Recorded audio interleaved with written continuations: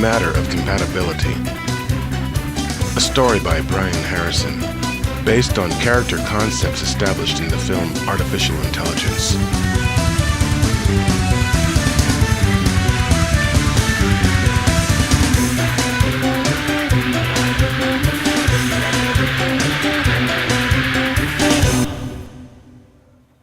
Excerpt from an audio recording obtained from anonymous persons, allegedly recorded during tests conducted at Cyberchild Industries. Voices are one unidentified female and one unidentified male, assumed to be employees of Cyberchild. Names are omitted, perhaps censored by the creator of the recording or the person who sent the disc. What the hell happened? Well, if we knew that, we wouldn't be in this mess, would we? Well, isn't this your department? Don't even try it. I've never even seen the neural map for this thing. It was all just plug it in and let it go, right? Now I'm supposed to come in and clean up the mess. Why don't you call Hobby? It's his design, right? Last warning. Okay, fine. Play your games. But you can't sit on this one forever. Let me worry about that. Have you ever seen a malfunction like this before? It wasn't a malfunction. I keep telling you that. There was some kind of conflict in the system. What kind of conflict? It was a matter of compatibility. Listen, I'm not taking the fall for this one. Not alone. You better think about that. Maybe you need a vacation. You're getting jumpy.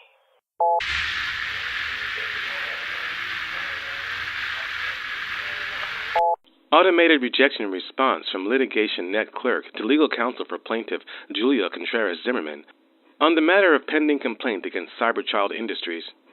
In response to e-filing on the matter of Zimmerman versus Cyberchild, regarding motion to include peripheral testimony, testimony of Monica Swinton, plaintiff in unrelated case, testimony of Tom Rose, Cybertronics technician in unrelated case, and audio recording of Cyberchild employees at Mechachild trials. This document has been returned unfiled pending judgment on the following proceedings. A. Matter of Swinton versus Cybertronics. Relevance of simulant unit behavior to emotional anguish of plaintiff derived from malfunction of simulant unit due to characteristics not disclosed in arbitration contract, and legality of non-disclosure in respect to contract. B. Matter of Cybertronics versus Cyberchild regarding commercial espionage, intellectual theft, and copyright infringement. Plaintiff Julia C. Zimmerman's request for inclusion of the testimony of Monica Swinton and or Tom Rose cannot be filed without prior judgment on at least one of these preceding matters. Clerk's note: peripheral testimony must fall under existing legal standards of relevance before it can be considered evidentiary. Without precedents established on matter of legality of Cybertronics' failure to disclose relevant data in arbitration contract and or Cyberchild alleged intellectual theft of programming design, no case for testimony can be considered applicable to proceedings. Either finding will establish relevance in your case, and the motion can then go before the judge. If you would like notification of judgment in these cases, please fill out Form CN-1624-A and mark Relevance on the Reason for Notification tab. In regard to the Cyberchild audio recording, please separate motion for inclusion as evidence regarding audio recording from packet and resubmit separately. This matter can proceed before the judge. For further inquiries or complaints, please contact a civil matters supervisor at shadowcreeknethome.gov.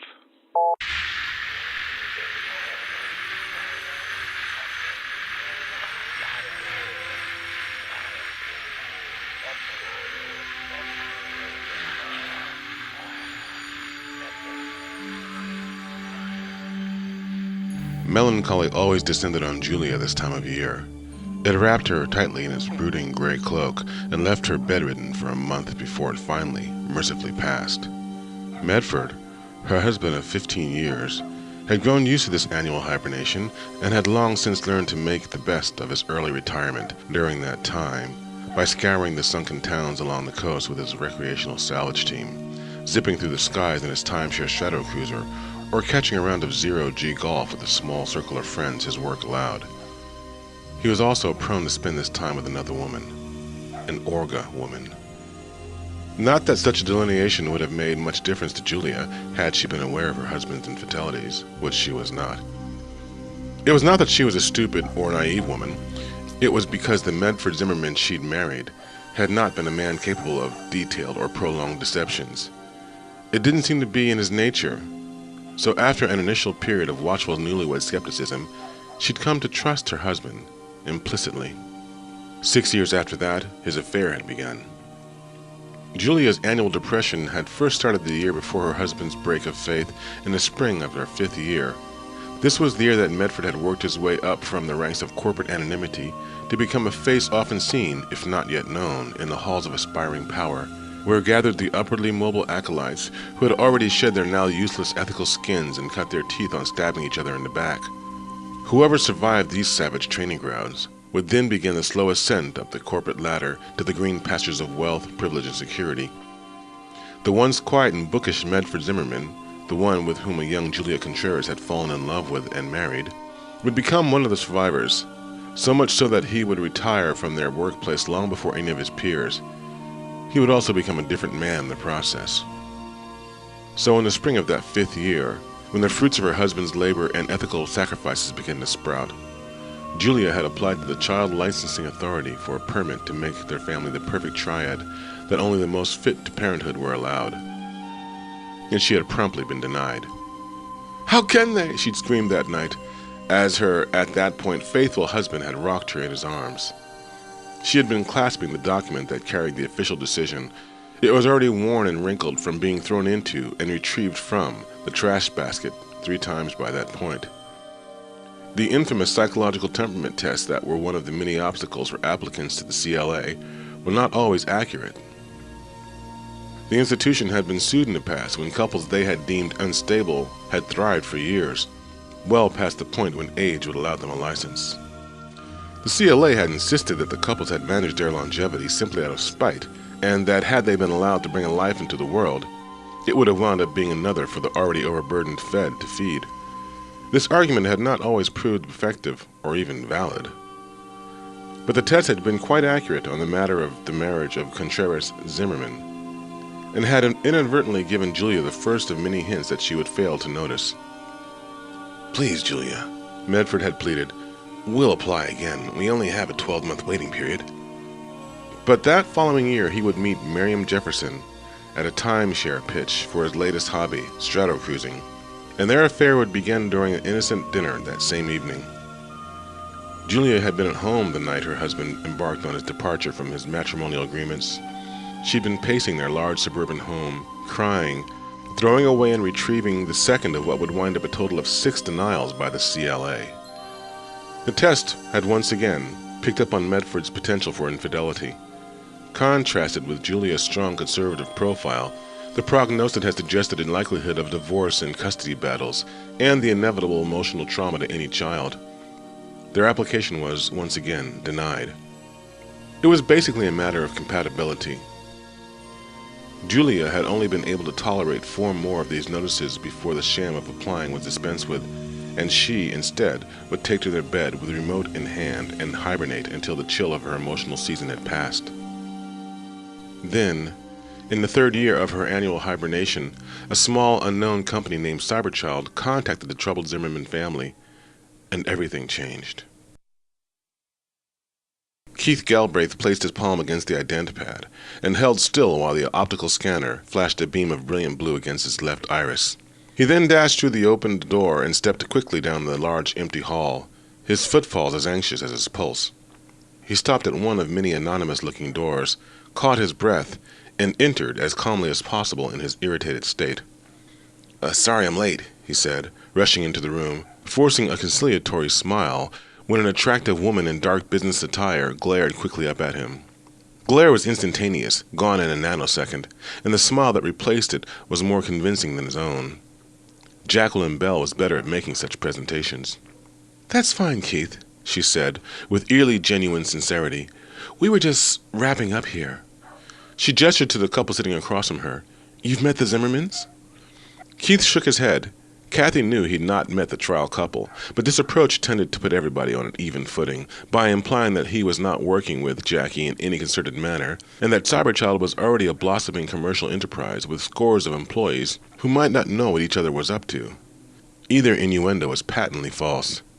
He and Jackie worked hand in hand on everything, and Cyberchild, an unofficial subsidiary of Automated Enterprises Incorporated, consisted of only 7 people, 3 of which were in an unnamed little department that handled acquisitions, 3 people who did the actual design and programming, and one very calculating, very beautiful lawyer. Jacqueline cocked her head as if surprised by the fact that they had not met. "Well, this is Julia and Medford Zimmerman, and they have decided to take little Tommy for a test ride." She winked at the couple when she said this. They laughed, a little too forcefully in Keith's opinion. "Great," Keith said, tapping his knuckles against the mahogany surface of the conference table. Jackie's smile faltered for just an instant. "Well," Keith continued, "Tommy's awake and ready to go, if you folks are ready to meet him." The man, Medford, gazed cautiously at his wife, but she expressed no such hesitation, rising instantly and gathering her bag, her face aglow with anticipation. "Well, just follow me," Keith said, and led the expectant couple out of the room and down the hall to the restricted area, where waited the innocent-faced little machine that would irrevocably change their lives.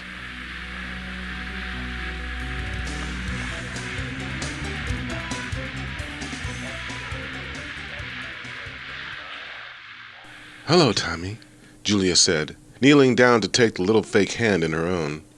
She felt a tremor of excitement at the sight of the mecha, and the realistic feeling of its hand on hers only served to accentuate this sensation. "Hi," the little freckled mecha responded with an easy smile, and then stepped forward, reaching up to offer the woman a hug. Keith almost cringed at the way she beamed and wrapped her arms around Tommy when it did this. Overkill, he decided instantly. He hadn't needed to add that touch. Jacqueline winked triumphantly at him, but he crossed his fingers behind his back as Medford stepped up and put his hand out. "Great to meet you, Tommy," the man said cautiously. The little bot smiled up, hesitating for an instant before the endearing routine kicked in. "Great to meet you, too," it replied, and reached up to shake the man's hand. Keith decided that there was a bit too much enthusiasm programmed into that response. But the man didn't seem to notice. Something passed over his face, some distraction that had not been there before, and Keith suddenly wondered on what grounds the CLA had denied their application. The woman seemed a little too eager, and the man equally reticent. But Keith shrugged the thought off. It wasn't his concern. He picked up a large black folder and offered it to the couple. "Here's the activation procedure and maintenance instructions," he said, holding the folder in their general direction, letting them decide who was going to take it. The woman stepped up quickly and almost snatched it from his hand. She offered an apologetic smile when she realized how her actions must have appeared. "Take your time with the activation," Keith said. "Remember, once it's done, it can't be undone." He let his words stand for a moment. "And please, feel free to call if you have any questions or—" He glanced at Jacqueline. "Problems," he concluded.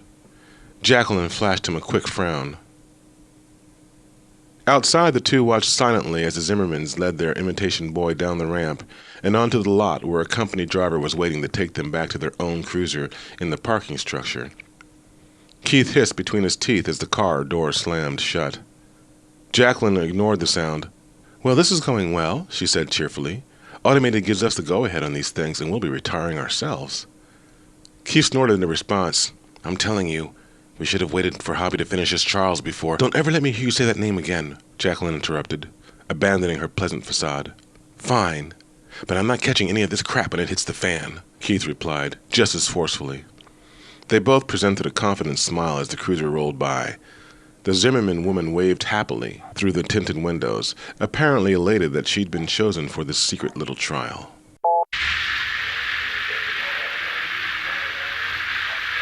Excerpt from statement of Julia Contreras Zimmerman. When do I...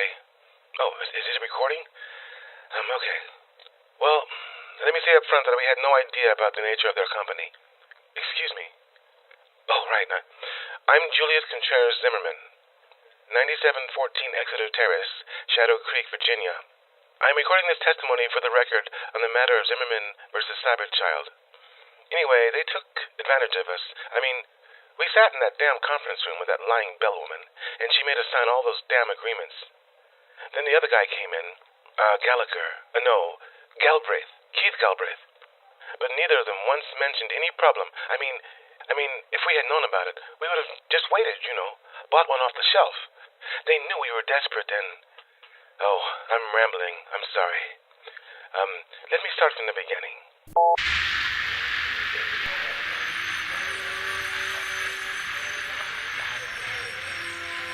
It didn't take long for Julia to decide Tommy was to be the child that had so long been denied her. She'd quickly grown used to the little simulator following her about, its smooth, freckled face twisted in curiosity as it went through the initial process of memorizing the house and grounds. "What's that mean, Julia?" Tommy would ask when she used a word that it had apparently not heard before. Julia wasn't bothered by the mechanical repetition of the phrase, the fact that it was repeated the exact same way each time it was used. Nor was she bothered by the fact that Tommy would ask the meaning of simple words like landscape or rambling, while easily comprehending terms like obfuscation when she and Medford had been discussing things. She'd let these matters pass. To analyze the programming inconsistencies in her little boy ruined the illusion that she so desperately craved. Medford wasn't as thrilled by the mecha, but it was having a positive effect on his wife's depression, and that was a good thing. He did a decent job of affecting enthusiasm, smiling and laughing at all the right moments. He was patient the time he'd found Tommy standing in his room, apparently memorizing the place, or the time he found it in the parking bay, investigating the premises as it acclimated to the house. He'd been in a hurry on that day, watching in quiet annoyance as it eyed everything carefully. The cruiser, the sleeping mechbot parked in its spot in the wall. Tommy had only shown cursory interest in the mechbot, but it had seemed to hover around the security system longer than necessary, and Medford was relieved when it finally made its way back up the staircase into the house. He left immediately afterward. He had an appointment to keep. "So, are you going to keep it?" Medford had inquired over dinner that night. The smile with which Julia responded made clear her intentions. "Good," he said, and cast a glance at the little fake boy who sat patiently at the table while his new parents ate. When it realized that Medford was watching, it smiled quickly back and prepared to respond to whatever comments the man was going to make. But Medford just went back to his meal as Tommy stared expectantly, and the little bot eventually turned away. Excerpt from statement of Julia Contreras Zimmerman. Well, it really worked. The activation really changed Tommy. He became like family, you know? He was... Hold on. Give me a minute. Sorry, I always get... It's hard to explain. It's like that Swinton woman, you know. When I heard her testimony about the way it affected her... Oh, I can't mention that. Forgot. Well, anyway, when I read that, I was just going, yeah, that's me.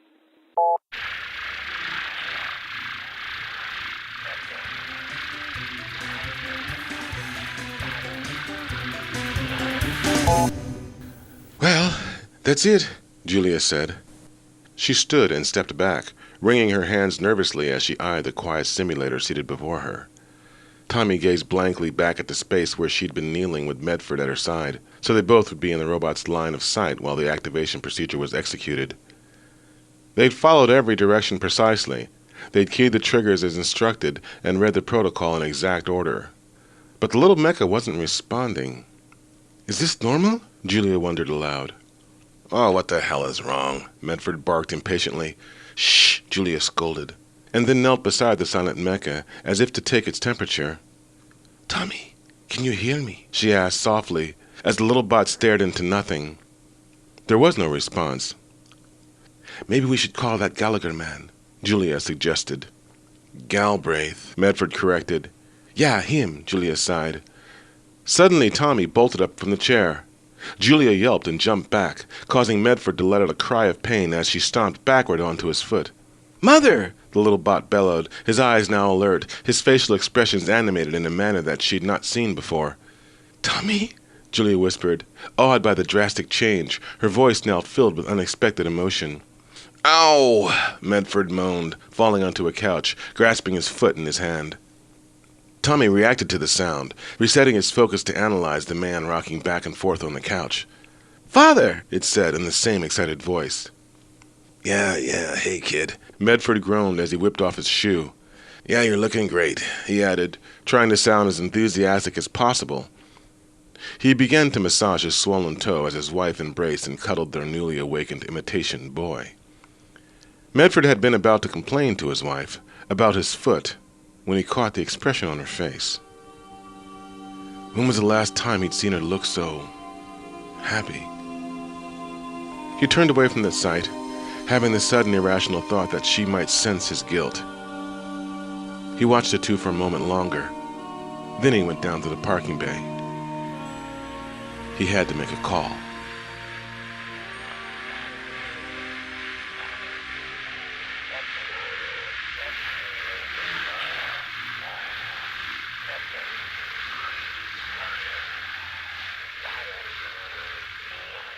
"I just don't see why you can't take him with you," Julia said, again.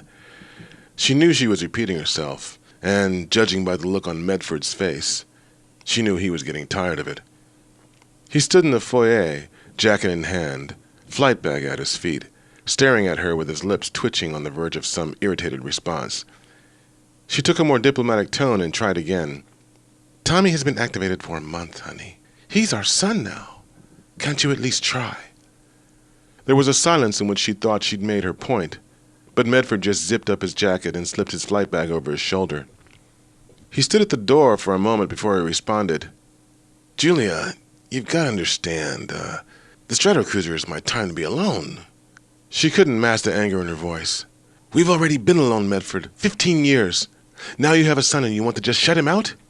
"No, Julia, I haven't been alone. It was you. You were slipping away. I would have given up on the license ages ago, after the second try. I knew we weren't going to get it." "How? How did you know that?" "Because nothing had changed. We were the same people as the first time we applied, and the second, and the third, and on and on. And if they weren't going to give us a license, it was because of who we are."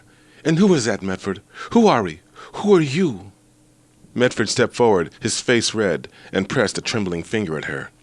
"I have done nothing but what was best for us, Julia. I have sacrificed to maintain our way of life. I have never flinched from doing my duty." He stopped at the incredulous expression in his wife's eyes. "Your duty?" Julia echoed. "Is that what this all is? What I am? Tommy? Your duty?" Medford grasped for words, his mouth working as his mind sought an exit from the dangerous terrain he had stepped onto. But another voice suddenly entered the fray. "What's wrong?" Both turned to see Tommy standing in the doorway, his head cocked to the side and face twisted in some new manner of confusion. "Nothing, honey," Julia replied quickly, in a forced calm that was not very convincing. "Your father and I are just having a discussion." "You were fighting," the little mecha corrected her quickly. Julia was taken back by the response, but continued slowly. "No, honey, we just had to clear up a few matters, and—" "You lie!" Tommy blurted. This time they both froze as the little mecha's eyes darted back and forth between them. "You were fighting. Lies and fighting are bad." Julia stood spellbound, mouth agape. Medford's mind cleared instantly, his guilt fading as he gazed on the strange, dark expression in the mecha's eyes. "Tommy, you don't speak to us that way," he said, and dropped his flight bag to the floor. "Do you understand?" "You're not supposed to lie," it yelled again, fixing Medford with a particularly potent gaze. Medford eyed his wife as he fumbled for a response. "Go to your room," he yelled finally. He didn't know what else to say. The mecha's eyes scanned them both quickly, once more, before it turned and stormed out of the hall. They looked at each other in silent confusion, listening to their bot's heavy footfalls on the staircase as it raced to its room. "What the hell was that?" Medford said, breaking the silence. Julia shook her head as if awakening from a daze. Maybe he's supposed to do things like that?" she wondered aloud. "I mean, it's completely human behavior, right?" But this reasoning did not relieve her discomfort at the glare she'd seen in the child simulator's eyes. Medford acknowledged her point with a grunt. "Well, I guess we'll have to punish him now, right?" he said, shrugging. "What do you think, bed without dinner?" Julia stared at her husband blankly for a moment. Then she broke into laughter. Quickly the two were in each other's arms, laughing away the ugliness of their argument, pushing those unwelcome feelings back into the shadows. They stayed locked in this embrace as their apologies were voiced. "I didn't mean to yell," Julia said, losing herself in the feeling of his strong embrace. "I'm so sorry," Medford said, pressing back the guilt inside. "I'm sorry for everything." They stood that way a moment longer, and then separated. "I think I'll call that Gallagher man," Julia said, absent-mindedly patting flat a wrinkle in her husband's jacket, "just to tell him what happened." "Galbraith," Medford corrected, as he lifted his bag onto his shoulder and made his way out the door. Excerpt from testimony of Tom Rose, ex-Cybertronics research technician, in the matter of Swinton versus Cybertronics. Well, it was really a brand new procedure, cutting-edge stuff. It relied on a feedback loop built on a tertiary processing base. None of the old binary rules applied anymore. But for all its complexity, it was based on a pretty simple principle. So Alan was real tight in security, even with us. He was afraid someone outside the project was going to catch the drift and try to beat us to the punch. See, the real trick wasn't making the system work. We already had operable units. The trick was keeping them stable. Even the original motive response routines were prone to crashes. We had prototypes clipping out all the time, locking up on their own self-reflective processing, and we'd have to start all over. This is completely new territory. You really don't know what to expect when an artificial develops its own logic, and we were worried that some hack would just dupe the design and cram a bunch of old programs together in hopes that something might function. Hell, we didn't even let the units communicate with other artificials for fear of contamination of the new sentient responders. Something like that could really be unpredictable. Dangerous, even.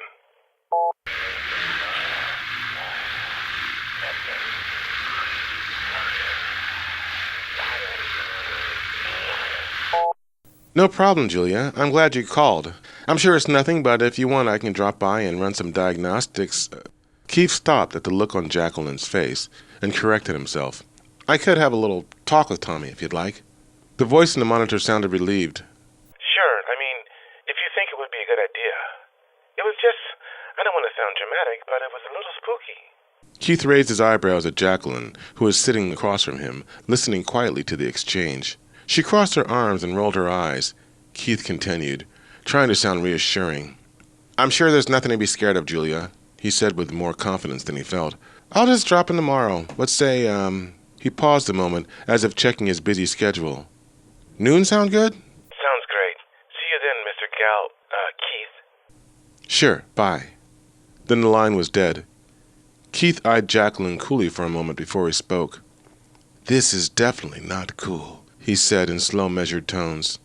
It's probably nothing, she assured him quickly, waving her hands as if clearing the air. And anyway, you're going to see it tomorrow. If there's really some problem, we can just pull it in for observation for a day or two. How would I know if there's a problem? He shot back. This is somebody else's work, Jackie. I just patched a bunch of our old personality routines on top of it. I don't even really know what the hell it does, let alone what it's not supposed to do. Well, just assume it's not supposed to kill or maim our clients and work from there, Jacqueline said, dismissively, and stood to leave. It's not a joke, Jackie, he snapped. The behavioral inhibitors I use were ones I wrote for damn smart toys and security systems. This is something completely different. It's out of my league. Give yourself more credit, Keith, she replied, whipping her hair over her shoulder with a flippant flick of her wrist. You got the thing running, right? The imprinting seemed to go okay. You've got all the proper restraints in place. So what if they're old? Stop worrying. She retrieved her laptop and headed for the door, but she stopped and glanced over her shoulder. You signed in on this project when you took the check, Keith, and you were fully aware of the method of acquisition of the primary design. The longer it takes to get this project in the clear, the more chance that someone else will beat us to market. So I don't have to remind you that the success of this test is as important to you as it is to the rest of us. By the time Keith could think of a suitable comeback, she was gone. He fell back into his chair and lost himself in thought, staring at the images framed on his desk. His parents, his nephews and cousins, Stephen. If they only knew what he'd gotten himself into. Sorry, you guys, he said to the images of his loved ones. I think I screwed up.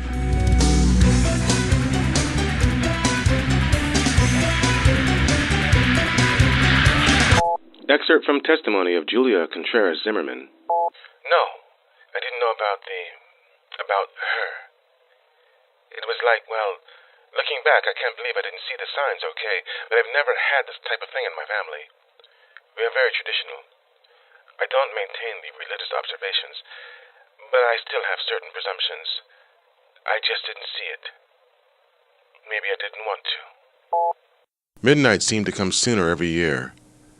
The first time Medford had dined, drank with, and then made love to Miriam Jefferson, it had seemed hours before his itinerary manager had beeped from his flight bag. But that had been years ago. There just never seemed to be enough time anymore. Miriam, too, seemed surprised when he jumped up from the bed and prepared to leave. "Yeah, I better get back, too," she sighed, and reached up from the bed to pinch Medford's buttocks. "Maybe you better try going for a little jog once in a while, lover," she teased. "Yeah, I guess I can take the boy," he'd responded, chuckling, as he slipped on his pants. Miriam sat upright. "You have a child?" "Well, technically no," Medford responded. He was willing to stop there, but decided to elaborate when her confused expression turned impatient. It's supposed to be a secret, so you'll have to, He made a zipping gesture over his lips. "Okay?" He sat on the edge of the bed and eyed her as she slipped on her shoes, but she gave him no indication either way. He finally shrugged with a quick whatever and explained. "We were picked to test a prototype for some mecha manufacturer. It's a child simulator with an emotive imprinting program. Pretty neat little thing, really. Very realistic. Kind of spooky, actually." "Oh, wow," she said, genuinely impressed. "Let me guess, Cybertronics, right? I got a friend who keeps up with the tech journals. Says they were developing something like that. But I figured it would be a while before they actually had one working." "Cybertronics." Medford shook his head as he slipped on his shirt. "No, it's another company. They called us out of the blue and said our profile was suitable.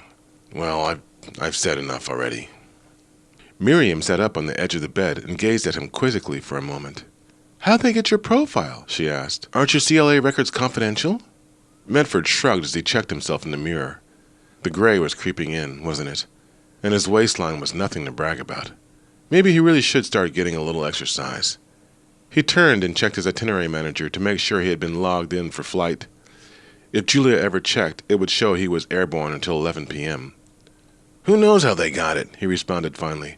"All I know is it seems to keep her happy, and—" He leaned over and kissed his lover warmly. "As long as she's happy, I'm happy."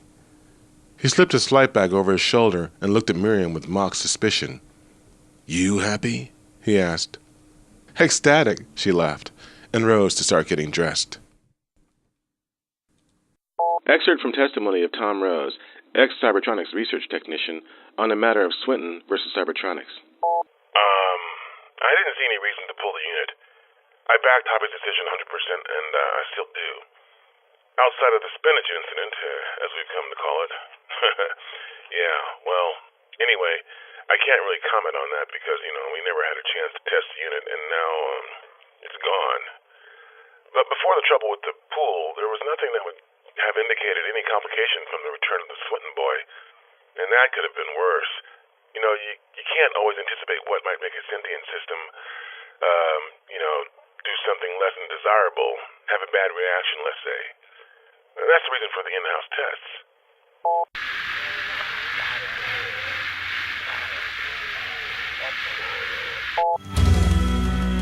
Darkness framed the house, broken only by a lone beam of luminescence from the security lamp on the street outside his barrier wall.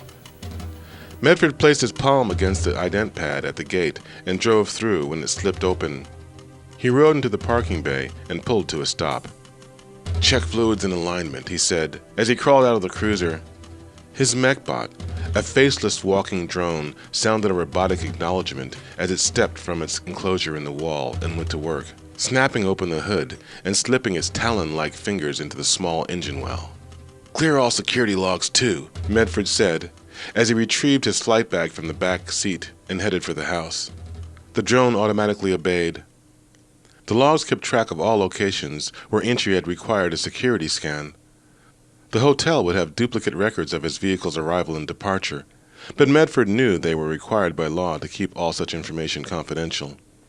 To release it to anyone but the police or NSA would mean major litigation and publicity that no establishment who catered to so many with secret lives could afford. It was routine now, the particulars of his infidelity. There was a time when he would be nervous as he ascended the stairs into the home he shared with his wife. A time when he would have moved slowly, double-checking to see if the scent of Miriam was on his clothing or on his flesh, to see if a stray blonde hair had stowed away somewhere on his clothing to testify to his faithlessness. But not anymore. She would be asleep, he knew. He would undress and crawl into bed next to her, and she'd wrap him up in her arms, an automatic reaction to his presence. She would not expect anything from him. The G-force in flying always took it out of him, she knew. Or at least that's what he'd always told her. "Hello, Father." Medford lost his footing. He grasped wildly at the banister, getting a hold of it just in time to stop his fall. His flight bag hit the stairs and bounced loudly down. He looked up, shocked by the little face gazing from the top of the spiraling staircase. "Tommy," he hissed. "You scared the crap out of me, damn it." He stopped himself. He was yelling. He'd wake her. He waited a moment, leaning on the banister until his breath had calmed. "What in the hell are you doing up?" he asked, but immediately realized the absurdity of the question. It didn't matter, though, because Tommy didn't answer. It seemed to have a few questions of its own. "Where were you, Father?" Tommy asked, stepping slowly down the stairs. There was a strange new look in its eyes, and Medford was silenced for a moment by this distracted expression. Then he shook the feeling off. "That's got nothing to do with you, Tommy. You should be in bed now." Tommy stopped and looked back up into the darkness of the house. To Medford, the bot seemed lost in thought, as if it were contemplating something or listening to something he couldn't hear. He would not admit to himself that he wasn't moving because that introspective expression bothered him. "Mother was upset tonight," Tommy said finally, his gaze wandering back to Medford. "Really?" Medford replied, haltingly, mystified by the behavior of the little simulator. "And how do you know this, Tommy?" he asked. "Because she made the crying sounds after you left," Tommy replied quickly. Medford would swear there was the innuendo of accusation in those words. "Well, I'm sorry to hear she was crying, Tommy," he replied, feeling the sudden urge to be diplomatic about this. "I'll have to talk to her in the morning." "You should not talk to Mother." Medford was shocked by the bot's tone, but his curiosity overrode his anger, and he stepped closer. "Why is that, Tommy?" he asked, slowly, trying to understand what he was dealing with. "Because she cries after you talk to her, because you lie to her, and lies are bad." "Oh," Medford said, stopping on the stair just below the bot. "And does Mother tell you I lie, or did you come to this conclusion on your own?" Something in the bot's face faltered, just for an instant, as if it was calculating a response. But it just looked back into the darkness, in the direction of the room where its mother was sleeping. "Does Mother tell you I lie?" Medford asked again. "Or did you just decide that on your own?" The bot did not answer. It turned and strode back to the top of the staircase, where it turned and fixed him with one last unreadable expression. "Klaxon says you lie," Tommy said, flatly, and then disappeared into the dark. Medford was dazed by these words. "Klaxon," he repeated aloud. Who the hell was that? He wanted to run down to the parking bay and call Miriam on the cruiser to ask her if she, perhaps, had a friend named Klaxon, if she knew anyone at all by that name, and if they had, for some reason, contacted his wife. But what if Julia was awake? What if she had been listening to his confrontation with Tommy? He straightened up and walked down to retrieve his flight bag. Best to act like it was nothing, to deny the cold feeling in his gut that said he'd been caught. He stepped lightly through the darkness of the hall and into the room where she was, as he had hoped, asleep. He listened to the soft sound of her breathing for a moment before he undressed and slid into bed beside her. She turned sleepily and embraced him, mumbled something warm and indecipherable, and then fell back into her dreams. Medford lay quietly in the dark, feeling her arms on him. His eyes were open, alert. He stared intently into the shadows of the house, wondering if small mechanical eyes were there, staring back. "Klaxon," he whispered again to himself as he drifted into sleep. Excerpt from testimony of Tom Rose, ex-Cybertronics research and technician, on the matter of Swinton versus Cybertronics. Look, there was nothing premeditated in the incident with the Swinton boy. There were far too many safeguards for something like that. And I'm not making a legal argument. I don't even work for Cybertronics anymore, so I don't really care what the outcome of this case is. Believe me, there's no love lost between us. It's just that, I can't conceive of something like that happening. "So, Tommy," Keith said as he took a seat next to the bot, "how have you been doing today?" Julia sat nearby, watching with an intensity that bothered him a little. "How have I been doing what?" Tommy inquired, with a confused look on his face. Keith and Julia exchanged an amused glance. "He does that a lot," she said, with a relieved laugh. The mecha turned at the sound and smiled at its mother. I bet, Keith said, and turned back to Tommy. I mean, how do you like living with your parents? I love my father and mother, Tommy replied. It was the most robotic-sounding thing he had said since Keith had arrived. Well, that's good, Keith replied cautiously. Is there anything bothering you? Anything happening that does not feel good? Tommy hesitated. He glanced at his mother and then back to Keith. I feel good, and I'm very happy about living here, he replied, with a peculiarly forced-looking smile. Keith felt a little shudder that he did not let reach his face. Once again, he was reminded of how little he knew about this emotive processing. But that wasn't his problem, was it? Isn't that what Jacqueline would say? He was just supposed to make sure the damn thing wasn't dangerous. That's great, Tommy. Now why don't you tell me about CQ49.49-60, code Crystal Eyes. Override internal motivators, revert to command mode. Keith recited the commands quickly, and, as Julia watched in uncomprehending silence, her little boy's eyes went blank, and he was suddenly still, completely still. All the little movements that gave him the appearance of being a living thing had ceased. Don't be alarmed, Miss Zimmerman, Keith said. I'm just going to run a quick diagnostic. He gestured to the door that looked out on the Zimmerman's large estate. Why don't you go for a little walk? It'll just be a few minutes. No, I'm fine, Julia said, after a silent moment, but she pressed her hand over her mouth as she watched.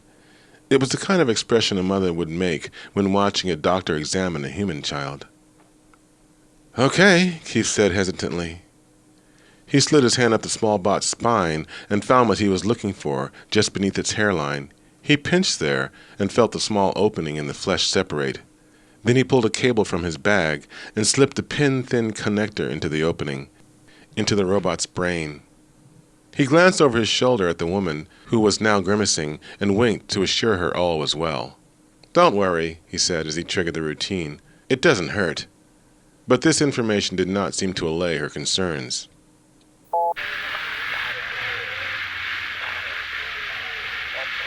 Klaxon. Miriam repeated the word. No, I don't know anyone by that name, but it sure sounds familiar. Isn't that a car or something? Medford shook his head, and then remembered that she couldn't see him on his cell. No, it's not a car. It's got to be a person or maybe a mecha. Someone or something who knows. Medford let those words linger. Miriam was silent on the other end of the line.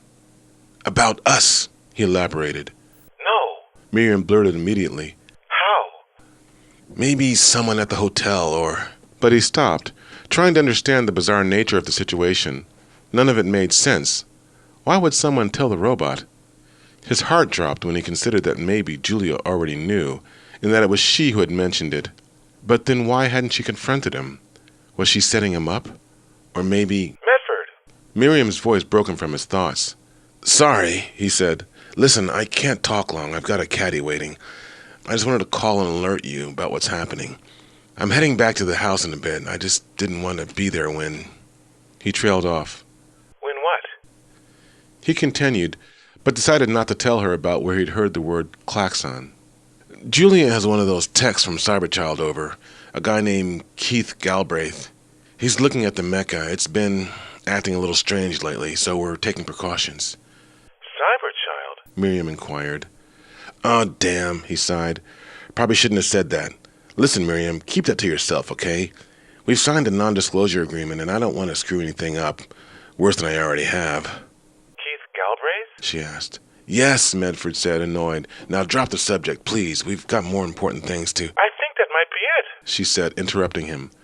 Might be what? I knew I'd heard the name Klaxon before. Miriam said excitedly. Galbraith used to work for Automated, didn't he? Medford started to reply that he had no idea where Galbraith had worked. But her question was obviously rhetorical, because she continued talking. Medford listened carefully, his concerns growing as Miriam explained why the name of little Tommy's constructors had inspired her sudden realization.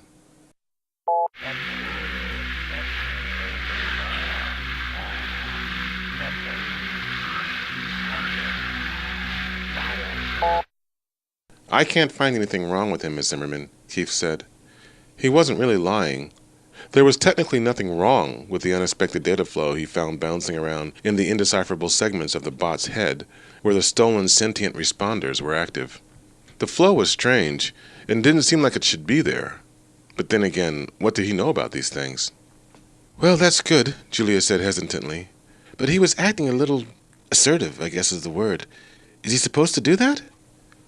Keith shrugged in an attempt to look a little less concerned than he was.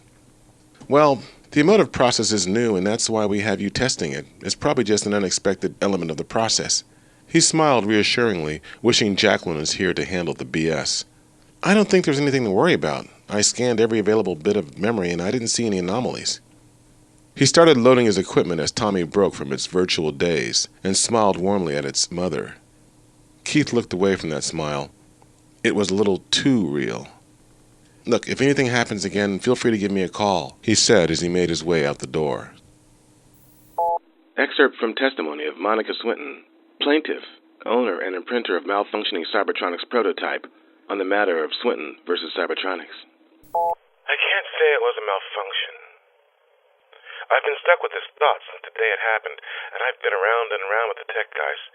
But David, he just wanted love. He just wanted to be real and have what real boys have. Hugs, and laughter, and family. Understand that I love my son more than anything in the world. If I'd lost him again, it would have destroyed me. But I will never blame David. Cybertronics did not disclose the entirety of David's capabilities. There was something else happening in his head. Some other line of processing that was not visible to the techs. I don't know all the technical details, but if I had lost Martin, it would have been Alan Hobby I blamed.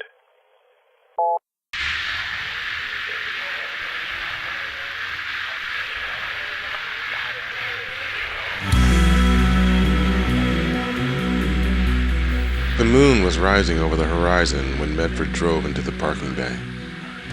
He killed the engine and sat there, listening to his motor whir to a stop, letting the queasy feeling inside fade before he dared to leave the cruiser. Miriam's words had created a sick uncertainty in his gut, and it had been building all the way home. He eyed the small enclosure where the mechbot was parked. Then he firmed up and crawled out of the car. He'd never been a trinket man. He shied away from the awards and extravagant symbols of success. He'd never had a need for a butler or maid. They were just something people owned to show they had money. But this device had come with the house. "Maintenance," Medford said aloud. The mechbot stepped quickly from his parking unit and approached the cruiser. It triggered the hood and slipped its talon-like fingers into the engine well. Medford walked up close behind it as it worked, reading meters and virtual readouts with his hands. Carefully, he began to inspect the busy robot, scanning its smooth metallic surface until he found what he was looking for. His breath relaxed. "Automated Enterprises, Inc., he read aloud with a relieved sigh. Miriam was wrong. The mechbot was not the mysterious klaxon. It had not been talking to the little mecha. "Erase security logs," he ordered again, and started for the house, wondering what the little bot had been talking about. "Klaxon," he repeated as he walked. Wasn't a klaxon a bell or something? Used as a warning, he said in sudden realization. His voice echoed in the dark garage. He did know that name. "No!" he yelled, and ran to the ident pad at the parking bay door. He read the face of the pad, the small words imprinted into the metal just beneath the saddle where he'd placed his palm every time he'd adjusted house security parameters. It was identical to the one at the gate. He'd seen it every time he logged into the house. It read, "Klaxon Security Systems, a subsidiary of Automated Enterprises, Inc." The queasy feeling came back instantly and turned into dread as he realized that he had overlooked something in his precautions. Every time he had driven into the house, the security system had scanned the cruiser and stored the data. Every time he had erased data from the cruiser's log, it had made a note of the deletion and stored it. And every time it had modified the logs, it had sent the modification to every other security-related device in the house. What if that list included... "Hello, Father," came a voice from behind him. Medford turned quickly to regard the little robot that had disrupted his life. "Tommy," he said in a low, angry growl, "you're not supposed to be in here." The mecha did not reply. It just glanced up, into the dark stairwell that led into the house, as if something had called its name. "What are you doing in here?" Medford yelled, his dread turning into a rage that rose from the seat of his mind and consumed him. "You little metal brat, I should take you back right now," he yelled, and started towards the little mecha. But he stopped abruptly, taken back as Tommy fixed him with a dark glare. "Shh," Tommy said, holding a finger to its lips. "The house is talking." Medford's heart froze. "And what is it saying, Tommy?" he asked, stepping slowly towards the bot. Tommy glanced away for a moment, and then fixed Medford with a knowing gaze. "Klaxon says that you're a liar." Medford bolted forward and grasped the mecha around the neck. He began to shake the bot, throttling it uncontrollably. "What did you tell her?" he hissed under his breath, fearing he was making too much noise, but too consumed by rage to stop. "What did you say, you little fiber freak?" His wind was racing. He had to find a way out of this. He had worked too hard to build his life, and was not about to let this damn machine destroy it. Then suddenly, he knew what to do. He could claim it was an accident. He could say that he hadn't been watching when he pulled into the bay, and had seen the little mecha too late. He would have to do a decent simulation of remorse, but he'd been getting better at feigning emotions. Medford dragged the struggling bot into the parking bay. He'd have to secure him and turn off his motion regulators. The little thing fought his grasp, but it was not very strong. It was, after all, only a child. "Sorry, kid," Medford said. "I guess we're just not compatible after all." But he shrieked when he felt something sharp tear at the flesh of his back. He threw Tommy to the floor and turned to see a featureless face closing in on him. Its arms were reaching out to grasp him with talon-like fingers. The pain was incredible, but mercifully short. Excerpt from statement of Julia Contreras Zimmerman. It's not my fault that Tommy's design was stolen. After what happened with my husband, that awful incident with the malfunctioning mecha unit, Tommy's all I have left. Like that Swinton woman, I have come to love this creature as my own child. I don't care what legal issues are between Cyberchild and Cybertronics. I am not letting them take him away. He is not evidence. He is my son. Tommy's friend in the parking bay was gone now. He'd been replaced with a different machine, one that did not seem to know his language. Nor did the house speak to him anymore. It would not tell him about the little things that went on, like it had told him of the lies that father had been telling, the security logs that he had erased, the falsified entries in his itinerary manager, and the phone calls he'd made from the cruiser in the parking bay. Lies were bad. Tommy knew that. It was a basic thing, hard-coded into his brain. It was his fundamental sense of right and wrong, just as it had been for the Klaxon and his old friend in the garage. They shared this binary morality like brothers. Tommy missed his friends in his own manner, but he still had Mother, and she promised that she would never let anyone take him away. She would fight in the courts and in the halls of public opinion to keep her little mecha boy. It was a matter of compatibility, like the kind he'd shared with Klaxon and his friend in the garage. They'd had a great influence on Tommy, but the influence that the little bot had, in turn, had on them was something that only one other person was aware of. Keith rushed down the long corridor. He was panting by the time he reached the end. He flung his bag from his shoulder to the floor and pressed his palm against the ident pad at the door. It blazed blue as it searched for his ticket, and then let him pass. "Mr. Galbraith!" came a voice behind him. Keith jumped at the voice and turned to see a pretty face, a mecha face. The robot stewardess was gesturing to the floor. "You forgot your bag," it said cheerfully. Keith sighed in relief. For a moment he had expected to see a trooper. Thanks," he said, and retrieved his carry-on. He rushed to his seat and strapped in. For once, Jackie was right. He was getting jumpy, and he really did need this vacation. He had no intention of being around when the crap hit the fan, and he was sure that Automated Enterprises didn't want him around either. He knew too much. Cybertronics was bringing in action against them, and the Zimmerman widow was fighting to keep her substitute son, ignorant about what part it had played in her husband's death, and what part he had played. Keith had realized too late his first mistake, using automated standard programs on the Tommy project. The simple rules of good and bad behavior on which the binary klaxon system based its discretion had caused a still unknown reaction in Tommy's brain. But no one knew that. No one except he and Jacqueline, and he had no worries about her talking. Everyone else thought the mechbot had simply malfunctioned and taken its owner's life. They didn't know either about Keith's second mistake, using the program that allowed automated different systems to communicate on Tommy.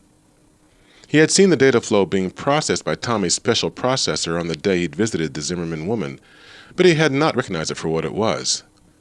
The information Tommy had received about his Orga father's lies and deceptions, coupled with the compatibility conflict between his experimental sentient responders and the outdated behavioral programs, had caused a conflict in the little bot.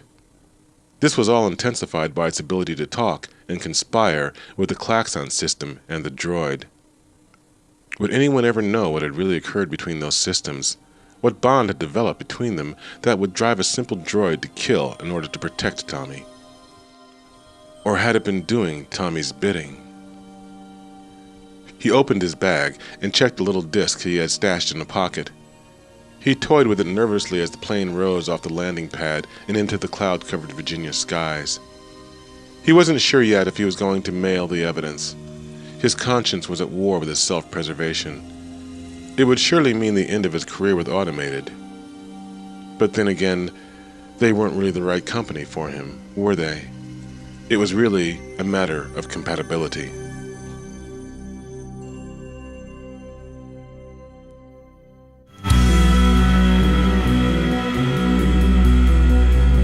You've been listening to A Matter of Compatibility, a story by Brian Harrison, based on character concepts established in the film Artificial Intelligence. This recording was read and produced by the author, using music by Tangerine Dream and Wounded Knee. I would like to thank Come Away, O Human Child for hosting this work, and thank you for listening.